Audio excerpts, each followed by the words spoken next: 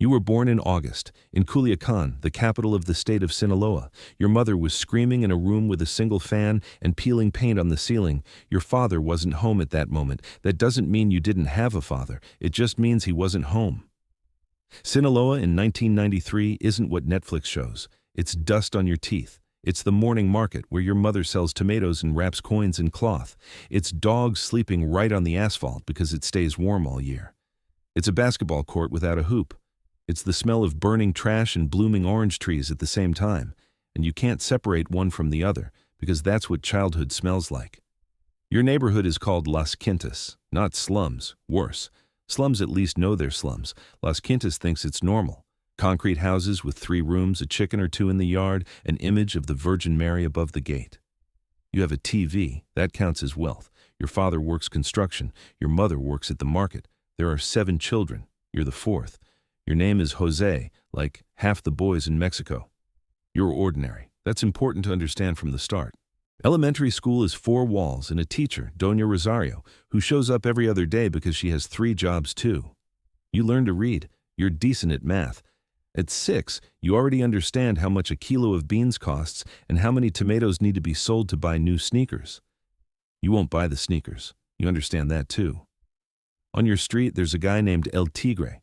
He's 22.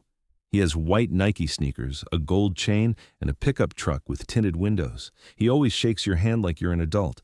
He gives you cigarettes. You don't smoke, but you take them because refusing El Tigre is awkward. People respect him in the neighborhood. You know who he works for. Everyone knows. It's not a secret. In Sinaloa, the cartel isn't a shadow. It's infrastructure. By 1993, Joaquin El Chapo Guzman already controls a significant share of drug trafficking through Sinaloa. The Sinaloa Cartel by then isn't just a gang, it's a transnational organization with billions in revenue. But on your street, it doesn't look like that.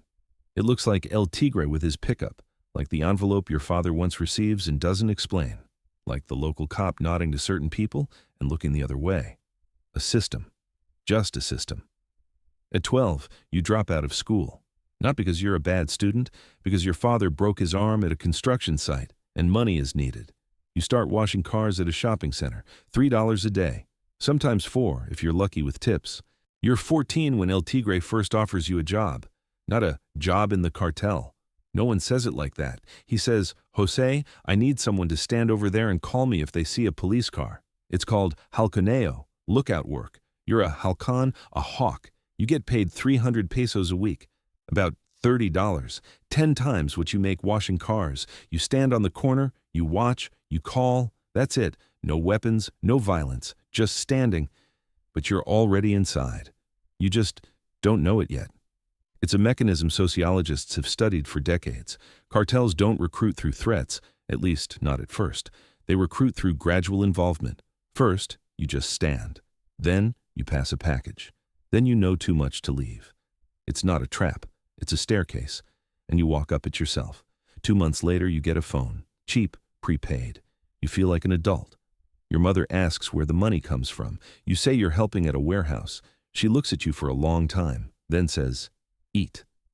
She knows. She doesn't want to know. By 16, you're a sicario on probation. Not a killer yet, a guard. You stand by houses, warehouses, sometimes escort cars. You have a gun, an old .38 they gave you without explaining how to clean it. You taught yourself. They pay you 5,000 pesos a month, $500. By Las Quintas standards, very good. You help your mother with food, buy your younger sister a school uniform. You wear Jordans, fake ones from the market, but they look close enough. Daily life. You wake up around 10, eat what your mother left, beans, tortillas, sometimes chicken, head out around noon, meet your crew, 5 or 6 guys, all about your age. The oldest is Chero, 26, he's seen things. You sit, smoke, wait for a call. Sometimes nothing happens all day. Sometimes you have to go somewhere. At night you return. Sleep. It's boring. That surprises people, but it's true. Most cartel work is boring. You wait, smoke, eat tacos, watch soccer. A cartel is a business, and like any business, 90% is routine. But there's 10%. The first time you see real violence, not in movies, you're 17. A man is beaten over a debt. You stand nearby because you were told to. Stand and watch. You feel sick, but you don't show it. Later, Chero says, the first time is always like that. You'll get used to it. You don't want to. You do. At 18, You meet Paulina. She's from another neighborhood, works at a hair salon. Her eyes laugh, her mouth is serious, a rare combination. You date for 3 months, then she gets pregnant. You marry her.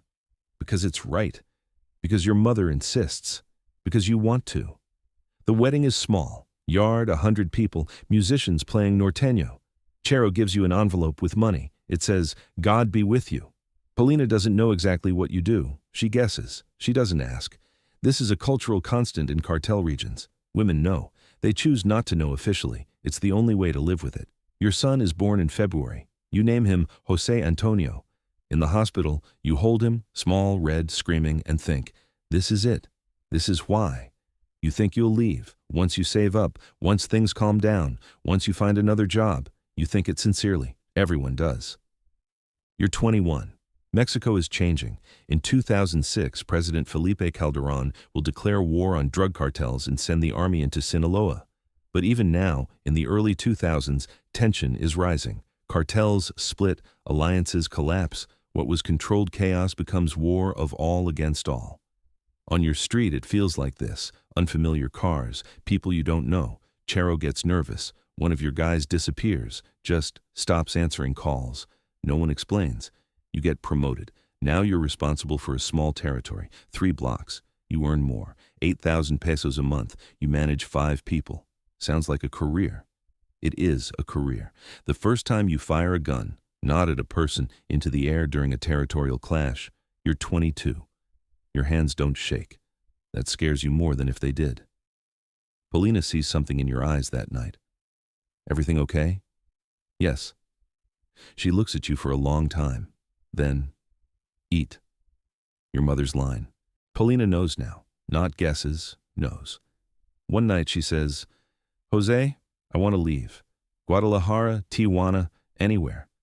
You stare at the TV. Soon. When? You don't answer. Antonio is 4, plays soccer against the wall. He has your ears and his mother's smile. You look at him and think, what does he know? What will he know? Studies show children raised in organized crime environments are far more likely to repeat the pattern, not because they're bad, because it's the only adulthood they see. Because El Tigre with the pickup is still El Tigre, only now it's you. You think about it. Of course you do. Then you push it aside. There's a meeting to get to. You're 26 years and 8 months when they take you. No shootout, no drama. You walk out of a shop with a cardboard cup of coffee. 4 plainclothes officers approach, show badges. Jose Mendoza, you're under arrest. That's it. You carefully set the coffee on a car hood so it doesn't spill. Then they cuff you. Charges: illegal weapons possession, participation in a criminal organization, several provable counts. A public defender meets you twice before trial. Honest, says, about 8 years, maybe less with good behavior. 7 years and 4 months, Puente Grande Prison, Jalisco. Prison in Mexico is its own universe. Cartels exist here too, hierarchies too, money too, different form but still there. First 3 months, you learn how not to die socially, more important than physically. You know people, your name helps, you belong. Bitter irony, the cartel that indirectly put you here now keeps you safe inside. You can't leave the system, even within 4 walls you're still in it. Paulina visits for 6 months, brings Antonio. The boy looks at you through glass, confused, silent. You wave, he waves back. Then she stops coming. Gradually, you understand. You're not angry, you understand.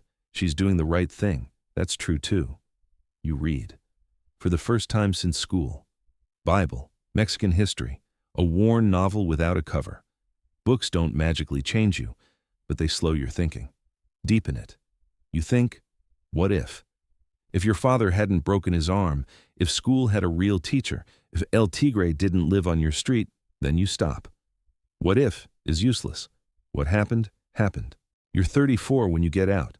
August again, like your birth. Your mother meets you, older now. You hug outside the prison, she cries quietly. Antonio isn't there, he's 11. Paulina remarried, a truck driver from Guadalajara. You learned a year earlier from a letter.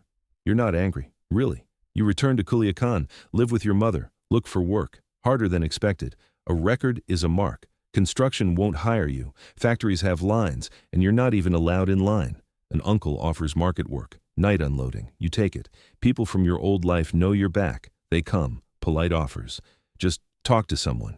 You say no. First time, second, third time, different people come. Less polite, you still say no. Take different routes home. Stay inside for a week. After getting out of prison, there's a period no one talks about. Not rehabilitation, that's a word from another world. A world with programs, psychologists, and a state that thinks about you. Just a period. A few months when you live in your mother's house and wake up every morning not knowing who you are anymore. In prison, you knew who you were. Inmate number this or that.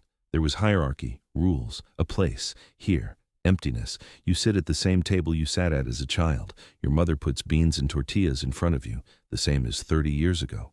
You look at the plate and think, I left, I came back, I left again. I always came back here, to this plate. The neighborhood has changed a little. New houses, new faces, but the structure is the same. Same corners, same cars, same looks. You walk down the street, some people greet you warmly, some look away. You've learned to read that over the years. You understand. The ones who look away aren't afraid of you. They're afraid of who might come for you. They don't want to be nearby when that happens. It's a rational fear. You're not offended. At night, you can't sleep well. Not nightmares. You just can't sleep. You lie there, listening to the street. A car passes somewhere far away, and your body tenses on its own without command. A reflex. Then it relaxes.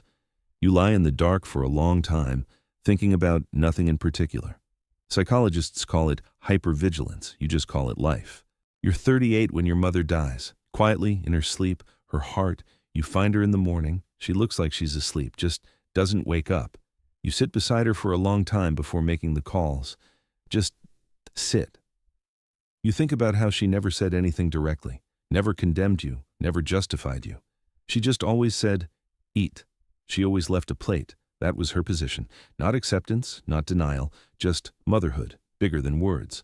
Antonio comes to the funeral. He's 15 now, tall, voice breaking, stays close to you all day, doesn't say much, neither do you. You stand by the grave and you think, we both lost her. But he lost a grandmother. You lost the last person who knew you from the beginning. After the funeral, you go to a cafe, just the two of you. Antonio orders a cola and looks at the table, then says, without looking at you, tell me. What? Everything. A pause. I want to know what it was really like. You look at him for a long time. Then you talk. Not everything. Some things you'll never tell him, not because you're hiding them, but because some things shouldn't be passed on. But you say enough. You tell him about El Tigre, about 300 pesos a week, about how it was boring and terrifying at the same time, about Chero, about setting the coffee on the hood of the car. Antonio listens in silence. Doesn't interrupt. When you finish, he's quiet for a long time. Then he says, I thought you were cool. There's no admiration in his voice, no judgment, just a statement. You say, no, I was a scared kid who needed money. That's the most honest thing you've ever said about yourself. Antonio nods, finishes his cola, says, I'm going to be an electrician. You say, good. I'll be a good electrician. Even better. You're 36. You work as a mechanic, small garage. The owner knew your father, gave you a chance. Dirty work, oil-stained hands, low pay. But it's honest. In the mornings, you drink coffee by an open window, hear the street, dogs, someone's radio, burning trash, the smell of childhood. Antonio visits once, at 13. You sit in a cafe, talk about soccer, school. He wants to be an electrician. You say it's a good job, always needed. He nods. You don't tell him not to make your mistakes. Don't say it was wrong. Words feel too small. You just look at him. Same ears. He hugs you, quick, awkward, leaves, turns once at the corner, waves, you wave back, then you walk home. Buy street corn, a lote with cheese and chili. Eat standing on the corner. A pickup with tinted windows drives by. A young guy inside. Gold chain. You watch him go, then you keep walking. According to UNICEF and Mexican NGOs, in regions with active cartel presence, 30 to 40% of young men had some contact with organized crime before age 18. Not all became narcos. Most were just José. Ordinary people in extraordinary circumstances they didn't choose and in which they still made choices, like all of us. You're 42. You still work at the garage. The owner died 2 years ago, left it to his son, who kept you because you know every tool, every client. You're the senior mechanic now. You take on apprentices, young guys from the neighborhood, teach them how to clean a carburetor. One of them, 16-year-old Miguel, shows up one day with a new phone. Expensive. Clearly not bought with his salary. You look at the phone, look at him. He looks away. You don't say anything right away. The next day, during lunch, when you're sitting together eating tacos, you say calmly, "Miguel, the person who gave you that phone, he's not your friend, he's using you." Miguel stays quiet. "This isn't a threat, not a lecture. I'm just telling you what no one told me at your age." Miguel keeps eating, doesn't answer. The next week he shows up without the phone. Maybe a coincidence, maybe not. You don't ask. Antonio calls once a week, works in Monterrey now, good company, installs industrial systems. His voice is grown, confident. Sometimes he talks about work, technical things you don't fully understand, but you listen. Sometimes you just talk about nothing. Those are the best conversations. In the evenings, you sit by the open window with coffee. You hear the street. Sometimes a pickup with tinted windows drives by. You watch it. Think, there's someone in there, 14 years old, and 300 pesos a week feels like a way out. Someone who doesn't know yet. You can't stop it. You're one person, with a small garage and one apprentice you might have reached in time. It's not enough. It's enough to keep going. You finish your coffee, close the window, go to sleep. Tomorrow, work.